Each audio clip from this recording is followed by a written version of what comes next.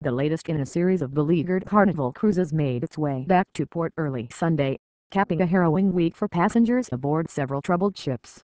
The Carnival Legend arrived in Tampa, Florida, hours ahead of schedule Sunday morning after propulsion system problems hampered its sailing speed. The company had to cancel a scheduled stop on Grand Cayman because of the technical difficulty. But Carnival Cruise Line said the Legend is still scheduled to head out for its next voyage on time Sunday afternoon while technicians continue working on the repairs. The ship is expected to operate its normal itinerary with the exception of one port, Grand Cayman, which is being replaced by Costa Maya, Carnival said in a statement. Any guests wishing not to proceed based on the change to one port of call have been given the option of canceling and receiving a full refund. The company stressed that all safety systems, steering and hotel services were functioning normally. But dismayed vacationers from the Legend's previous voyage vented their frustration. "Passengers are now really pissed off," passenger Rob Bonenfant said via email before the ship's arrival. "Mood on the ship is getting worse among passengers.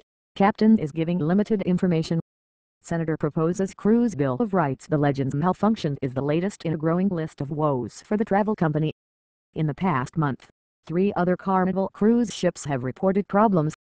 One U.S. lawmaker said Sunday that the recent cruise incidents prompted him to propose a cruise ship passenger bill of rights. Senator Charles Schumer, D. New York, said he was asking the cruise industry to voluntarily sign on to a list of guidelines, including the right to backup power if generators fail and the right to disembark the docked ship if basic provisions cannot adequately be provided on board. He also called on the International Maritime Organization to investigate whether cruise lines are following existing guidelines, and whether existing standards are being enforced by countries where cruise ships that serve U.S. passengers are based. Cruise ships, in large part operating outside the bounds of United States enforcement, have become the Wild West of the travel industry, and it's time to rein them in before anyone else gets hurt, Schumer said in a statement. "This Bill of Rights, based on work we've done with the airline industry, will ensure that passengers aren't forced to live in third world conditions or put their lives at risk when they go on vacation." Carnival Dream, stuck in the Caribbean. The Carnival Dream lost power and some toilets stopped working temporarily last week, and for a while no one was allowed to get off the vessel docked at Phillipsburg Street, Martin, in the Eastern Caribbean. Greg Stark, who was traveling with his wife and 2 young children on the Dream, said conditions on the ship were deplorable. "There's human waste all over the floor in some of the bathrooms and they're overflowing, and in the staterooms," he said last week. "The elevators have not been working." Another passenger, Jonathan Evans, said passengers were kept on the ship despite the fact that we have no way to use the restrooms on board. But Carnival told CNN that based on conversations with the ship's management, a look at service logs and extensive physical monitoring of all public areas, including restrooms, throughout the night, we can confirm that only one public restroom was taken offline for cleaning based on toilet overflow, and there was a total of 1 request for cleaning of a guest cabin bathroom. Carnival said the ship's emergency diesel generator failed, but the cruise line disputed notions of a widespread system failure.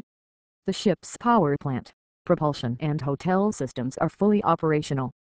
Aside from some periodic interruptions to restroom and elevator service for a few hours Tuesday night, at no time have any of the ship's systems and services not been functional, Carnival said in its statement.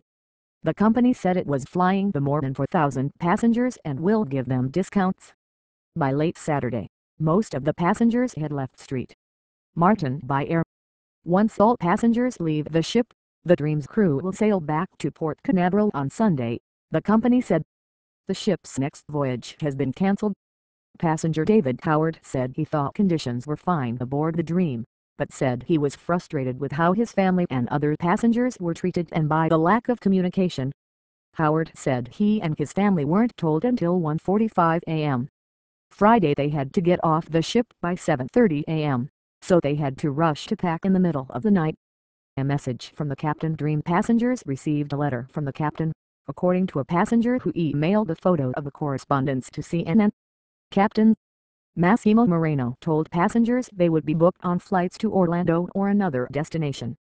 Passengers with cars at Port Canaveral would be bused from Orlando to the facility about an hour away.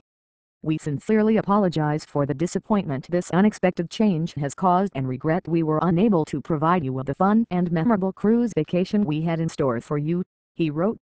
The letter also offers passengers a 3-day refund and half-price cruise in the future. Crisis communication expert Tom Donahue said Carnival may be making the right operational decisions, but the frequency and effectiveness of communications to passengers, who have no other information source, are what influences the passenger's perspective. Carnival Elation. Like the Carnival Legend, the Carnival Elation suffered problems with its azopod, the crucial part for steering and propelling the vessel. The tugboat trailing the ship as it travels on the Mississippi River is purely a precautionary measure, the company said. Memories of the defeated Triumph in the most publicized case, an engine room fire last month, left the Carnival Triumph crippled and adrift in the Gulf of Mexico with more than 4,200 people aboard. That scheduled 4-day cruise stretched into 8 days as tugs pulled the vessel into port in Alabama. Food was scarce. Passengers sweltered in the heat with no air conditioning, toilets overflowed, and human waste ran down the walls in some parts of the ship, passengers reported. A class action lawsuit against Carnival Corporation followed.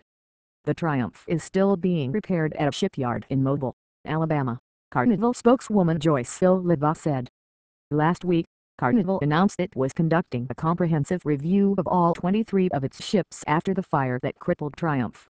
Carnival President and CEO Gary Cahill said the investigation will focus on the prevention, detection and suppression of fires, engine room redundancies, and what additional hotel facilities might be provided and might run off the emergency generators. "We are now focused on the lessons we can learn from the incident and also what additional operational redundancies might be available," Cahill said last week. Another ship, the Carnival Splendor, had a fire in 2010 due to a catastrophic failure of a diesel generator, he said. Not doomed despite all the recent problems, Donahue doesn't see any long-term negative effects for Carnival or its competitors. "I don't necessarily see last week's events, or even combined with the Triumph event, as casting a pall on the cruise industry," he said, noting that several colleagues and friends who have recently gone on cruises, including on Carnival, enjoy their vacations. "People generally accept that complex pieces of equipment can encounter challenges. That's not the hurdle. I don't think anybody considering the cruise would be unforgiving of an unforeseen event, because those types of events occur with complex systems. People are far less forgiving when communications around the events seem to be lacking,"